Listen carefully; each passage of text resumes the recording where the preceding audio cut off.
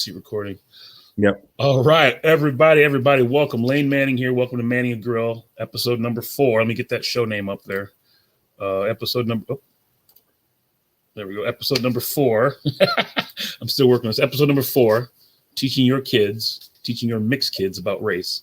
I'm joined by Dr. Rainey Briggs. Rainey, thank you for coming tonight, man. No problem, brother. Thanks for having me. I appreciate it, man. So, like I said, Black History Month. It's February, Black History Month. I committed to doing 52 of these. This was my thing this year, my New Year's resolution, if you will, right? Yeah. Do 52 live streams. I try to do them at noon, 12 to 12:30. Tonight we're recording it, so I'm kind of curious to see how this works when I push it back out later. But we had scheduled conflicts, and that's the flexibility of the platform. But 52 of them for the year. This is episode number 4, so I've only got 48 more to go. And being February, I want to talk about Black History Month. And I generally, I'm a realtor by trade, as you guys can see by the logo over wherever it is over there. So I generally don't talk about race unless I absolutely have to. Don't get it twisted. I will defend myself if I have to, but I've never really come into that situation. So I generally try to stay away from anything that's going to upset people, talk about race. But I've got this situation now. Yes. That I've got this, not situation, but this honor, I guess. I have these 2 mixed kids. And the whole theme of this presentation, the whole theme of this particular episode came from this image that you're seeing on your screen. Election. So I guess it was 2 nights after the election because that whole mess took like 5 days to get over or whatever. Yeah. But sometime when they actually called it, they put this picture up of Kamala Harris walking down the street with that image of Ruby Bridges' shadow. And anyone with black skin knows exactly who Ruby Bridges is. They honor that photograph. And it got me thinking, talking to my daughter about it. And we did some research, Googling, right? Everyone Googles everything. We Googled, and I realized, I didn't realize at the time, but when I Googled it, she's only 67 years old. That whole integration of the let me see if I can pull that thing up here.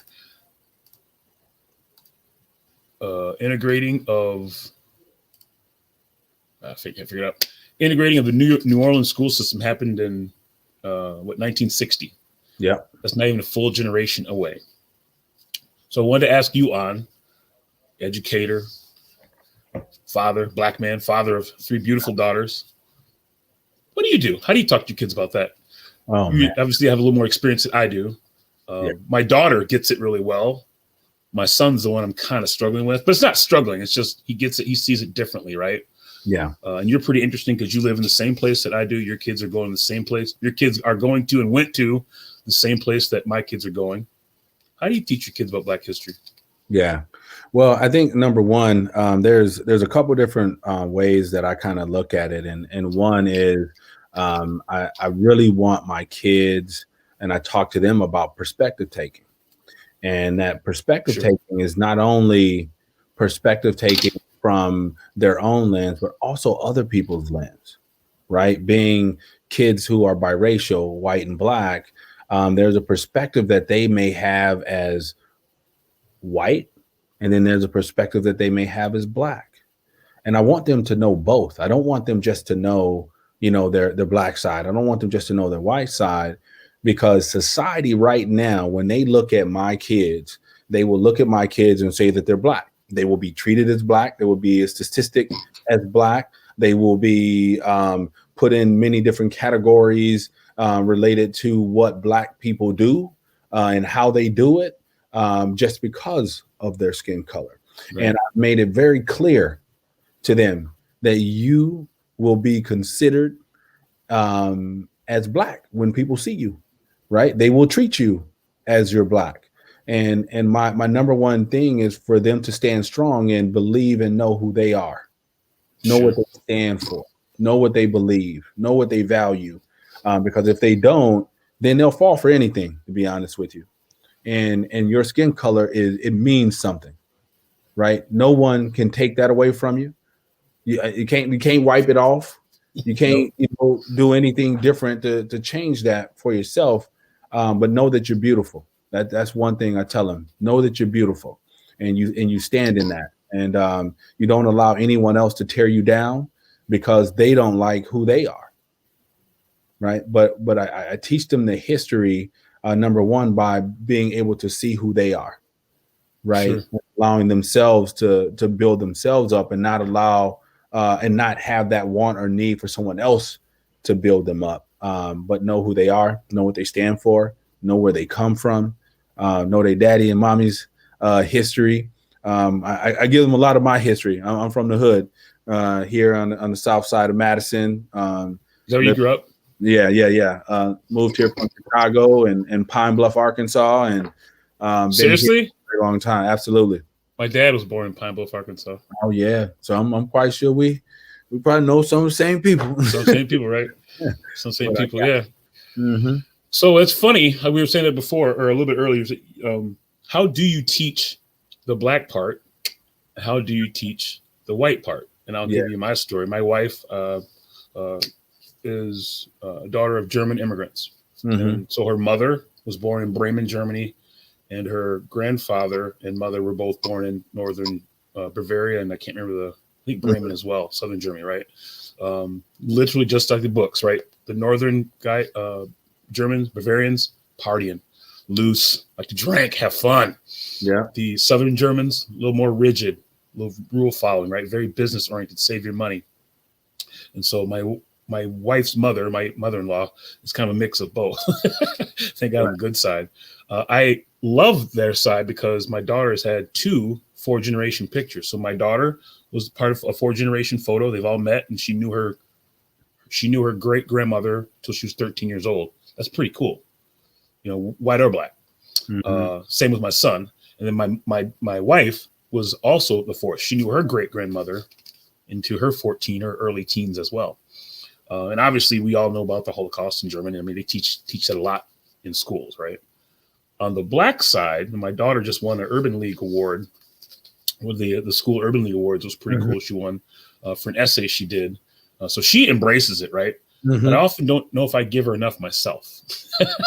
And living in Verona, we don't get enough. I don't get around enough black people to feel it. And we went to Atlanta a couple years ago. So a lot of my family, Fort Wayne, Indiana, South Bend, and a lot of them have migrated to Atlanta, all around Atlanta, all of them. Going good cousin up in Minneapolis still, see him every now and then. One down, where's Six Flags at? Minneapolis. No, Illinois, Rockford down that way. Yeah, just outside Chicago. That's where my other cousin is. We see them once in a while, and not enough, right? How do you? And I know you have an advantage because your family's here, but how do you get all that in to 3 daughters, right? With schedules and athletics and your busy schedule, going to school, et cetera, et cetera. Yeah. Well, with my kids being the age that they are, 18, 16, and 14, number one, I can't teach you nothing about being white. I'm going to just tell you flat out right now. I can't teach you nothing about that. But the thing is, it's important to have these conversations with grandma and grandpas, right? To have those conversations with aunt and uncles on my wife's side. Right. And also talking to my wife, and her sharing some of her stories and her experiences. So that's how our kids have picked up the white side of their culture, and their ethnicity. Right.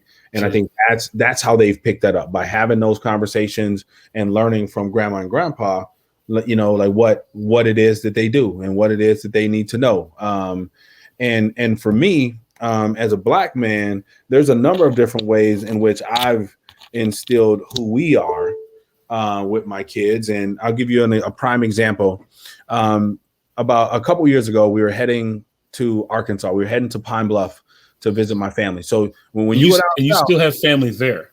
Yeah. Yep. Okay. I still have family there, aunts, uncles, cousins, you name it. I got a couple brothers down there, but when we go down to Arkansas, along the way, we're stopping different places, so that they can see how things shift from the north to the south. The one thing I've always told my kids is that the civil rights movement has never happened in the north. It really only happened in the south. Right? So when you think about all of the things that are happening to us in the north right now, when you think about, I'm just going to say how the riots, from like your Jacob Blake's, your George Floyd's, these riots and these protesting, guess what? If you go to the South and you look in the 50s and 60s, what did they do every week, every month? Right? There was riot. There may have been some riots. There may have been a lot of protesting, marching. That stuff happened in the South. That stuff didn't happen in the North. Right. You know, and there may have been, you know, slight protests, but nothing like it was in the South. So what I wanted to do is share with them that like what we're experiencing right now in the North is something we're like 50 years behind, right? We're 50 years behind. Like in the South, like it's people know where each other stand. I know I don't like you. You're black. Well, I don't like you because you're white. Like they'll tell you, right? Up here, we have that Midwest nice thing where people, oh, it's okay. We're cool. I like you, whatever. But along the way on our trips, when we go back down south, we stop along the way into different historical sites. Sure. And the most noticeable one for my girls is in Little Rock. I don't know if you know what happened in 1954 in Little Rock. Was that the busing integration? That was the Little Rock Nine. Little Rock Nine. Oh yeah. Yeah, Little Rock Nine. They integrated the Little Rock Central High, right? And a couple years ago, we were heading down there, and you know what? We're just driving, and I'm like, you know what? I'm about to take y'all somewhere. And that was 1954. 54. So 6 years before Ruby Bridges integrated New Orleans. Okay. Yeah. So we go, and we go to Little Rock Central High. And it's really interesting because a good friend of mine was a assistant superintendent in Little Rock. And when I would go to conferences, he would, people from Little Rock, Arkansas are there. So we would always connect. And I'm like, you know what? Next time I'm coming through there, I'm going to bring my girls. We're gonna stop at the school because I didn't know if the school was like a memorial now, or a museum or whatever. But I tell you what, man, we got to Little Rock Central High. And we got out the car, and I wanted the girls to walk the streets that the Little Rock Nine walked.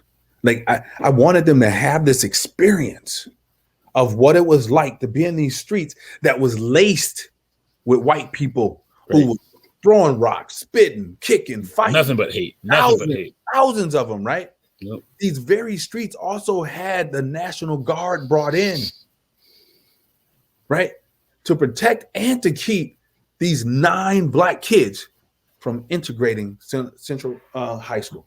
Yeah, crazy. So I wanted my girls to like really feel it, right? Like I didn't want them to be, well, we don't have to deal with this, we can go back up north, But we went into the school, right? We went to the school, walk into the school, and there was no buzzer. There was no office on the first level you had to go through to get into the school, right? So I'm also showing them the difference in a school that used to be 100% white to now being 85%, to now being 85 to 90% black. And when I think about the protection that was put on that school to keep 9 students from going into it, to now having it be where like you could just walk in, right? Like here we need social security cards, birth certificates, fingerprints to get into a school. The buzz in, there you just walk right in. I asked the person in the hallway. I said, "Where's the office?" They said on the 3rd floor. So we had to go up 3 flights to get to the office. That's crazy. So it was really interesting, and I wanted my girls to see this. I've told them about this. And we've talked about it, but for them to actually walk on those very steps that all those people you have on the screen walking on was unbelievable. And then right across the street from there, kitty corner from there, is a Little Rock 9 museum. Everything in this museum is Little Rock 9. Everything, stories, experiences, memorabilia, everything. We spent probably 3 hours in there. And we still had a little bit to drive to get to Pine Bluff, right? Pine Bluff, but it was like what caught their attention. Did it catch all 3 of them's attention? Oh my gosh, and they did something that they took this picture in front of there was a John Lewis quote. Yeah. If not us, then who? If not now, then when? If not us, then who? Yeah. Right? That's his famous quote. Yeah. Right? And they took this picture not knowing who the hell John Lewis is. Right? So now, boom, what daddy got to do? Daddy got to educate him on who John Lewis is. Right. Because he's a huge figure in the African American culture. Yeah. Right. So these are the type of experiences that I give my girls for them to understand who they are, what this country has gone through, or what this country has put us through as Black people. Right. Because I feel like if I don't tell them this, they walk through life thinking that it's easy. They walk through life thinking that, because they live in Verona, they live in Sun Prairie, they lived in, wherever, that most of their friends are white. So then they think they may be white. Culturally, they were white growing up, but ethnicity, they're Black. Right. And we get that we get that misconstrued sometimes because the people we hang out with, we live a white culture when we're Black, and then that comes with some names. Right. That comes with Oreo, Uncle Tom. Right. That comes with those things. But I want my girls to know that somebody can call you an Oreo, they can call you an Uncle Tom. But if you know who you are, you know who you stand for, you know your history, can't nobody argue that with you. No. Right? Nobody can argue that with you. So this is the big part of history, and this is how I get my girls to understand that Black side of who they are. And then that's not including what the stories my mom tells them, my aunt and uncles, being in Pine Bluff. Like, they get to see the rough side of things. Even going to my mama house, the stories they hear, or the way my family reacts and respond to certain things is different than what Julie's parents respond to certain things. So they get to see both sides, right? Yep. But what that does, I don't know if you remember me talking to you earlier tonight, talking about code switching. Yep. It teaches my kids to code switch. It teaches them based on where they are, how they need to be. It teaches them how to, when they need to be who they need to be that person. Yeah. I totally understand what you're saying. Right? Because it's hard. It's hard to be who you truly are in front of people that you want to like you. But the one thing I've told my girls, you don't sell out because you want somebody to like you if it's going to cause you to do the wrong thing. You don't sell out. For me, with a younger daughter, 13, so your youngest is a year older than my oldest. Mm-hmm. What advice would you give a parent like that? If I think I see that happening, what advice would you say? Because she's getting that teen years, right? Yeah. I giggle because I'm like, I can't stop TikTok. I can't even begin to battle TikTok right now, right? Yeah. Just take the thing away from her. But she's in that phase, right? Body identity, and there's this video here. I don't know if we can play it. I was talking to this girl. I don't know, can you see this one? Yeah. I don't know if I can hear it though. Where'd you go? If you can, let me know if you can hear this. You hear that? I can't hear it now.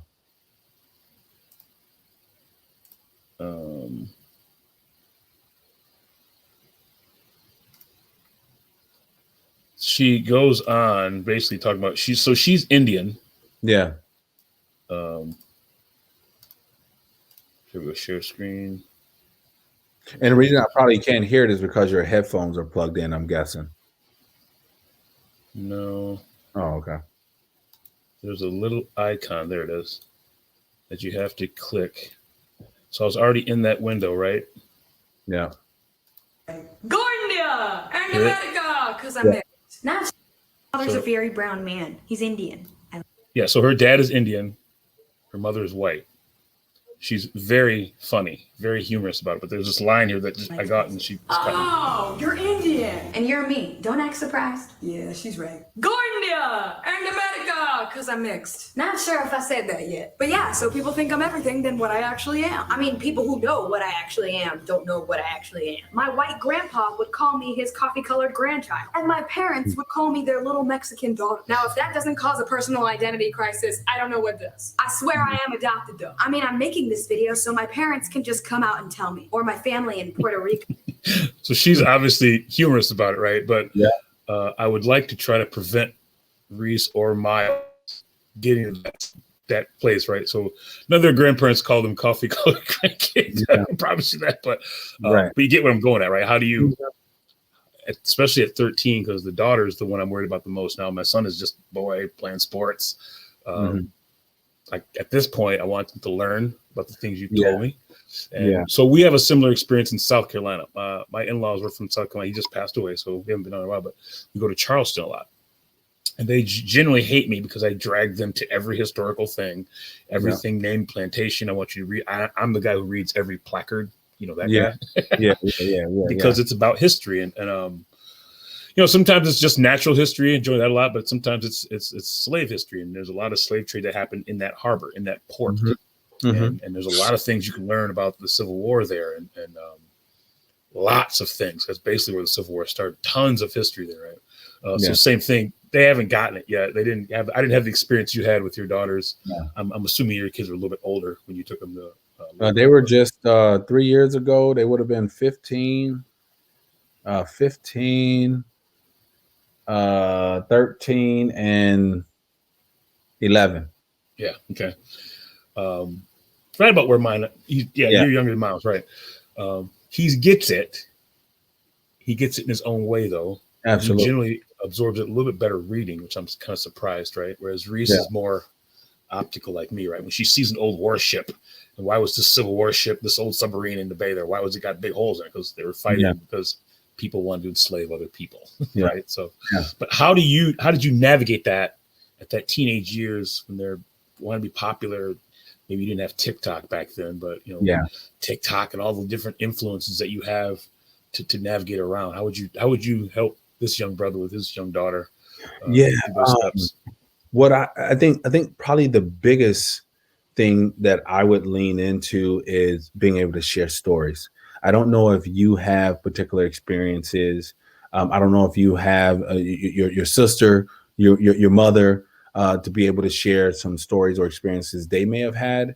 But I think anything that you can do with allowing them to see the challenges that we as people of color have had to face in this country.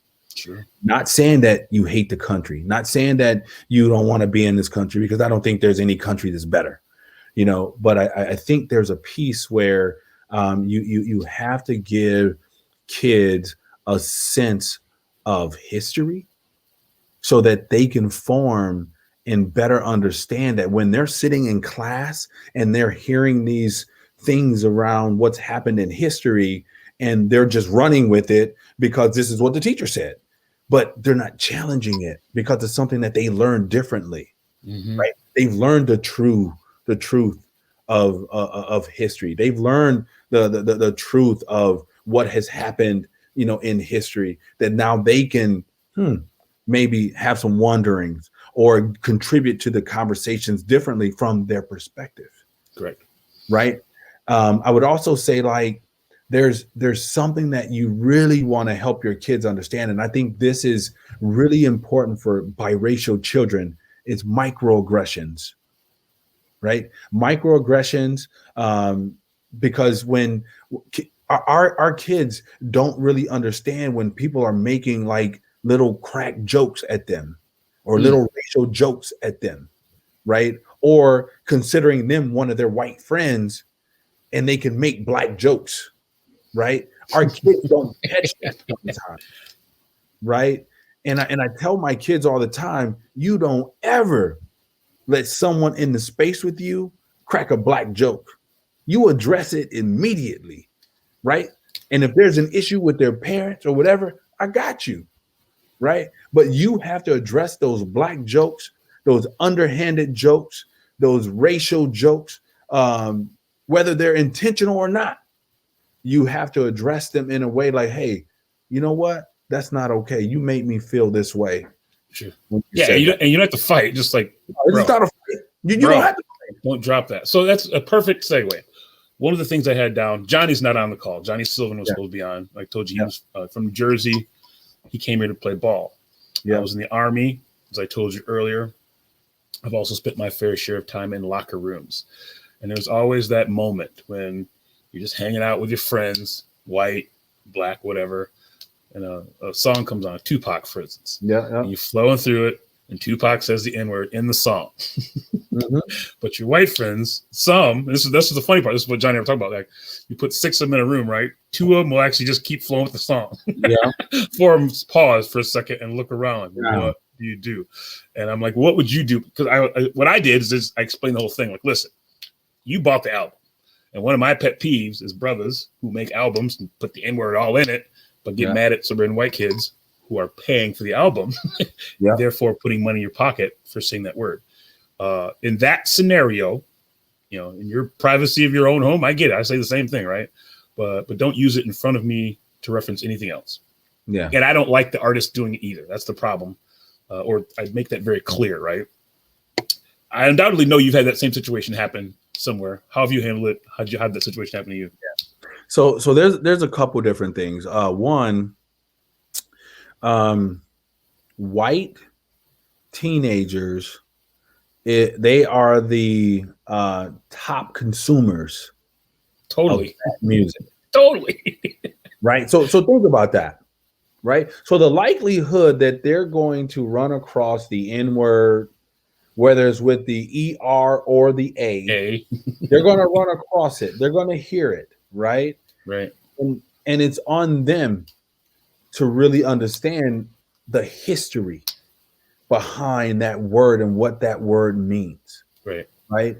So what we typically do in some of the work that I do across the country and across the state is that we do presentations on the N-word. Right. In schools. And well, yeah, some schools will have us come in and do it.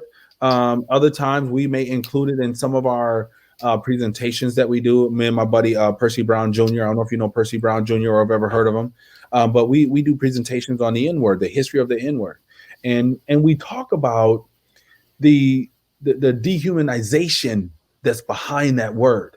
Right. Right. Not only for white people, but also black people. Black people use that word a lot themselves. Growing up, I know I used it a lot. But it was also a sign of endearment for my homies. Sure. Right. It wasn't like I was derogatorily using that word. Right. And so the one thing that I've come to do is not use that word, because I know the pain, the suffering that comes behind that. So it's important that when people use that word, and I will tell you, it's rarely ever used around me. Like I can't tell you anybody that use it, around me. I've been called the N-word in football games in college twice. And there's been some really big repercussions behind that for those schools and those teams. Sure. Right. There's been letters that had to been written to me from the president of the school. There's been apologies and all those things. But I also know that thinking back on it now and knowing what I know now, that apology is not enough. Right? Honestly, that apology is not enough because of the harm that's caused. You, as someone that's using that word, know the harm. You may not know the intent of the history of the harm, but you know that it's going to get a rise out of people, whether it's in a song, whether it's in a book, whether it's something that you're just saying with the A or something you're saying with the ER, it's going to turn heads, right? Correct. So the history behind it is really, really important to know. It's really, really important to know why. Where did it come from? Who created it, right? And why was it used? What are other ways that is said that you don't even know that is being said? Mm-hmm. Right? Those are all things that we have to educate people on so that they understand that this word is, it is the most racially used word in America. Do you think that goes for black people who use that word carelessly as much as white people who use that word carelessly? I think there's a difference in the carelessly use for black people and the carelessly use for white people. I agree. Like I said, I think black people, they don't use it in a derogatory way, right? It's an adverb. Right. Most white people that use that word, they're using it to cause harm. So, okay. So you're talking about the intent. So let's say in a situation you heard it in a song, Yeah. a boy on a lake. Yeah. He's just singing the song. You know him. Would you get upset then? I would. Why you say that? Because it happened to me, and I was like, I thought, like, should I? Like, I know exactly his intent. He's just singing the song. We'd all been drinking. Like, do I say something? Nah. Yeah. I ended up saying something. Just don't do it again. It pissed me off. I don't want to think about it. But I felt bad for saying it because we're just singing the song, right? Yeah. But a part of me takes it back to, and I have some really strong history with lynching. So I have one of my great cousins back in 1910 was lynched. Ugh. Right? He was lynched because, and he fought in World War II. And when he came home, from war, he was a purple, he was a medalist. Came home. Sure. And he's on the sidewalk, and he didn't get off the sidewalk for a white woman. Right? Where was this at? In Arkansas, Star City, right? 1910, right? So he's a decorated soldier, comes home, and ends up getting lynched because he didn't get off the sidewalk for a white woman. So like, to me, when I hear the N word, that's what it reminds me of, the treatment of my cousin Clint. Gotcha. Right. So like when I hear it in songs, or I hear it, people singing the song, that's the connection that I have to that dehumanizing piece that causes me to say, nah, bro, nah. Right. Too much. Right. Okay. And I totally get it. It's in music everywhere. Right. I can't get away from it. Like, I try to find songs without it. And it's hard. It's really hard. But there are also times where it's here's another one. So my kid, before we moved to Verona, when we lived in Fitchburg, my son would take the bus to school. Yeah. And he had some struggles. Some of those kids were a little rough on him, right? A couple fights. And it was always on the camera, right? So you could always see who started what. But he didn't know about that word until he rode the bus. Mm-hmm. Now, part of me is like, I learned some really good things on the bus too, right? That's part of life. I think we talked about it earlier, right? That's just you're in that situation. You got to figure out how to settle that situation and be comfortable in it. But at the same time, it bothered him. I'm like, so then I had to, again, as a dad, right? You got to explain that thing. You weren't expecting to explain this today. How was school? I don't know. What does this word mean? You're like, what, an orange? And like you said, there's a lot of history behind it, right? And it means something for you, it means something a little different for me, it means something a little different for my grandfather, right? Mm-hmm. How do you explain that to a little, at the time, 7-year-old who's getting beat up by other little black kids, calling him that word? He's like, what did I do? I'm like, yeah.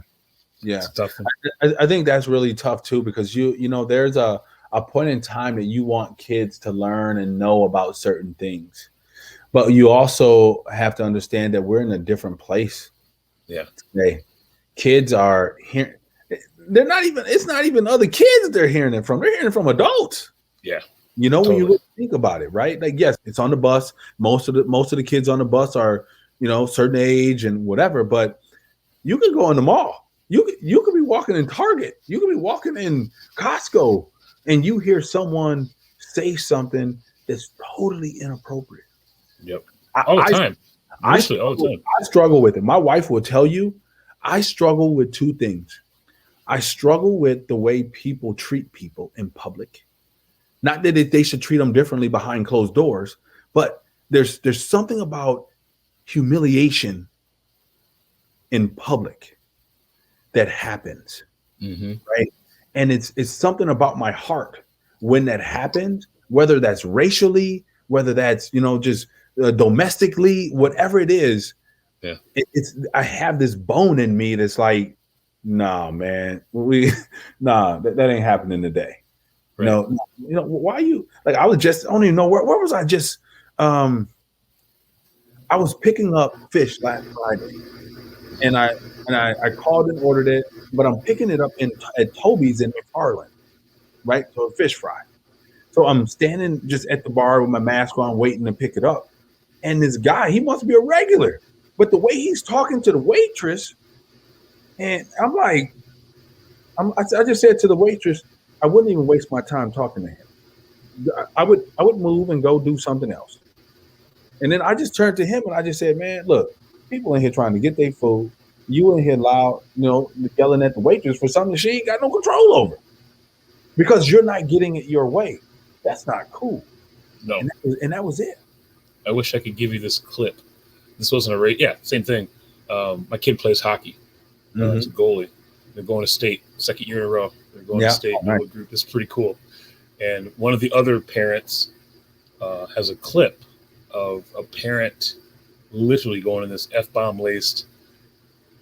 I bring it up because this particular parent did a slow clap, at a call one game.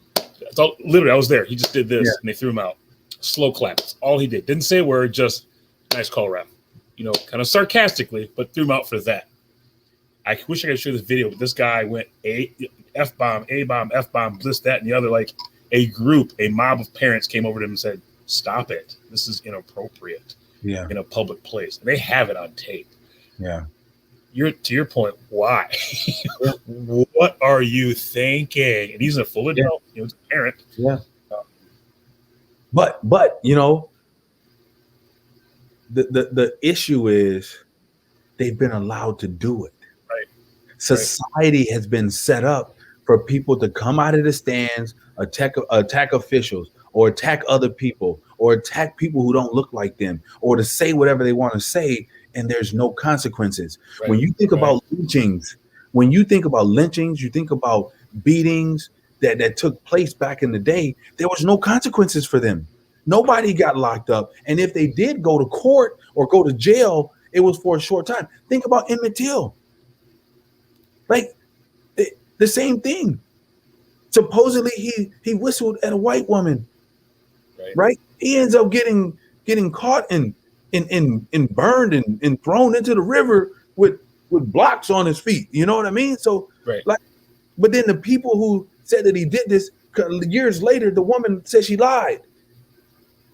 Right? So think about the consequences that never happened. Right. For the life of a black boy. It just goes to show that our lives aren't worth much to some people. Right? And that's what we deal with. But then we end up conforming at times to this white society because we don't want to experience that harm. Right? If I'm cool with them, they ain't gonna come at me wrong. Right? But we have to challenge. We have to challenge when our white friends say and do things that causes us harm. Yeah. Right? That's just to maintain respect. Absolutely. And they least expect it to happen from you, though, because you've been in there with them. You've had drinks with them. You've had dinner with them. You've had little parties with them. But then once they cross that line, you're like, whoa, bro, wait a minute. Did you just say what? And then when you address it, then there's that uncomfortable feeling that just had to sit in, which is okay. I want you to feel uncomfortable. Yep. And we all grow better. We grow more together. We grow from it. Yep. Yeah. So in closing, last question. When you and your wife met and started thinking about a family, how'd you talk about that, right? Did race ever come up? Was it ever an issue? Fears? One of the things, Nolan, he's not on, but one of the things he was talking about, just fearful. He's got some fears in his head, right? I wasn't so fearful. I was just more curious about, am I going to do it right? That kind of thing. How was your process before you started going? Because you've been dating a while. So we started dating when we were 16. Right. So at that time, obviously, we ain't thinking about kids, right? We're not thinking about kids at that time. But here's what I'll tell you happened. When we graduated college at 23. We moved to Milwaukee. Okay. This is, and we ended up getting married when we were 23, had our first kid at 24, I think. Yeah. And what happened was, before we had our kids, we were driving in Milwaukee, and on the radio comes this conversation in Milwaukee around names for kids. You naming your kids, and what that meant, if you named your kids a particular name. If you had a more of a black name, you had less opportunities to get jobs, interviews, that kind of thing. But if you had a white name, you got the opportunities to get jobs and everything. That was an actual article, a show on a radio. It was a study that was done. So they were just referencing it on the radio. Sure. And we're getting ready to have our first kid. So she's pregnant right now, right, with the kid, right? And we hear this, and we kind of look at each other, and at the time we didn't have names picked out or anything, but I also know that I don't want my kid to have less of an opportunity than one of their white peers, right? Right. So the one thing that my wife and I thought about is, number one, we don't want people to be able to tell the race of our kids by their names. So we named our kids Raina, Riley, and Reagan. You can't tell whether they're white, black, Hispanic, at all, right? The only time you can tell what they are is when they're probably standing in front of you. Right. And we wanted to intentionally do that. Now, what we lost in the midst of that is maybe tradition in family names. Right. Which is, to some families, it's really hard to not keep that tradition going if there's a tradition. But that's the one thing that we kind of talked about as a family, my wife and I, before we started having kids, is that we want to make sure that the names that we give our kids don't hinder our kids as they grow older, and that they don't lose opportunities. Not saying that we don't want our kids to have black names, because Raina could be considered a black name. Reagan can be considered a black name. Riley can be considered a black name, but it can also be considered white names. It can also be considered, a Hispanic name. They can be considered anything. And we wanted to make sure that they weren't hindered. But then when it comes down to the two of us being who we are, she's white, I'm black, we find ourselves in stores and people are looking at us in Milwaukee anyway, like, dang, what are you doing with a white woman? Or what's she doing with a black man? But to me, it's about having our kids and raising our kids to live in a society that's going to and should be welcoming them for what they contribute to society. It's funny you say that. Kristen and I met in Milwaukee. We didn't think that hard of the names. We basically looked on the radio. We didn't have any of those fears, any of those thoughts. That's actually why I married her. It was never a roadblock. It just, we always thought alike. Yeah, we'll name our kids X. We want our kids to have this. We're going to disagree on how the kids go to college, but that's for a whole other episode. Mm-hmm. We'll talk about that later. But that brings me to a great question, though. I never really have felt it here as much, but in Milwaukee, I used to feel it all the time. Black women giving my wife the look. Yeah. And her not knowing it, right? I haven't noticed it here. Maybe it's because I've been married 15 years, who knows? But I've never noticed it here. I've always noticed it in Milwaukee. But you got to remember, here's the thing about me here is that I'm from here. So like I said, me and my wife, we've been dating since we were 16. So most people that's going to see us, they probably know us. Sure. Right? Or they know me through education, or they know my wife through education, and they know who we are. They know what we're about. So that's a little different around here for us. And then even going to the hood here, I'm well known in the hood. So it's one of those things that, most people, got good relationships with them, man. I've established those relationships as a shorty. And even to this day, as an adult, new people that I meet, it shouldn't be about who or what I'm married to. No. And I think that's important for me to let people know. There's not one person that shouldn't know that I'm married to a white woman. I'll tell you in a minute. Yeah, my wife white. In any presentations that I do, they see my wife and kids first. This first slide I show, my wife and kids. So that has been tough, in Milwaukee, and it wasn't really tough in Milwaukee either, because anytime it happened, we'd be in like a Walmart, and a sister would be looking at us, and I speak, hey, how y'all doing? Because but I know that look, right? Yeah. But I also wanted them to know that, hey, if you want to say what's up to me, say what's up. Let's talk. You got to break the ice first. This isn't like shame on you, because that's not what this is about.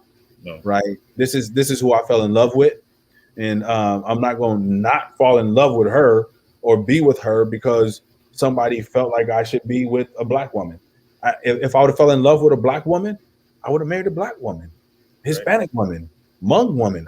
I don't discriminate. But if that's how it would have played out, that's just the way that it would have played out. It just so happens in this case, I fell in love with a white woman. And it wasn't even so much about her being white. It was that's the point, right? It was about her being who she is. Yeah. Right, with me. Same with my wife. Yeah. And her parents were the same way too. They were just very cool, German, like I said, but never even batted an eye. Just, all right, how you doing? Here you go. And had a great relationship with her father for that. So, hey, we're at 45 minutes. I don't want to take any more of your time. Dr. Briggs, thank you so much for your time, your input, your perspective. Really appreciate it. Thank you for the advice no problem. On raising my kids, because it is definitely a challenge at this day and age. It's funny, I'll say something real quick. As much as I despise that TikTok thing I mentioned a little bit earlier, they also learn a lot. Oh my God, from TikTok. Remember when we were kids? I don't know if I'm a little older than you, but I remember where we only had an Encyclopedia Britannica. And that's where you learn stuff. And if you didn't catch it, you didn't catch it. And then, like you were saying a second ago, the Wilmington story, that whole story was on Vox.com. But we can find that stuff now, right? Like the argument used to be they didn't teach enough Black history in white schools. And that's legitimately true, probably. You can maybe agree, disagree as an educator, I don't know. But now with the internet and all the things that connect to the internet, Internet of Things. There's no excuse. And I'll be frank, we were talking about this earlier. I did not know about this story. I knew about the Tulsa story. Yeah. But this one's even more ridiculous and amazing at the same time, right? Yeah. And like you said, you look at the politics that's brought into it too. Right. And they were in the Congress. They were in the legislature in the 1890s. What? No one told me this. Yeah. But that's history we didn't learn about in school. There's no way they would have showed us this or taught us this when we were coming through school.